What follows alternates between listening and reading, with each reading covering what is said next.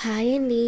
ఈరోజు దోసకైనా ఇడ్లీకైనా అన్నంకైనా చాలా టేస్టీగా ఉండే శనగలు కారం పొడి అయితే చూపిస్తాను. ప్లీజ్ మన ఛానల్ని సబ్స్క్రైబ్ చేసి లైక్ చేసి సపోర్ట్ చేయండి. ముందుగా ఒక ప్యాన్లో శనగల్ని వేసుకొని బాగా ఫ్రై చేసుకోవాలి. తర్వాత కొద్దిగా ఆయిల్ వేసుకొని మీకు కారంకి తగినంత ఎండుమిరపకాయలు వేపేసుకొని తనిగా పెట్టుకొని కొద్దిగా ధనియాలు జీలకర్ర మెంతులు వేసుకొని వేపుకోవాలి. మిక్సీ జార్లో వేయించుకున్న మిరపకాయలు కొద్దిగా కలుపు వేసి మెత్తగా గ్రైండ్ చేసుకొని తెల్లగడ్డలు యాడ్ చేసి మిక్సీ పట్టుకోవాలి. ఇవి తీసి పక్కన పెట్టేసి ధనియాలు వేయించుకున్నాం కదా వాటిని వేసి మిక్సీ పట్టుకొని ఇప్పుడు శనగల్ని వేసి బాగా మెత్తగా గ్రైండ్ చేసుకొని మొత్తాన్ని బాగా మిక్స్ చేసుకుంటే అంతే, ఎంతో ఈజీగా శనగల కారపొడి రెడీ అయిపోతుంది.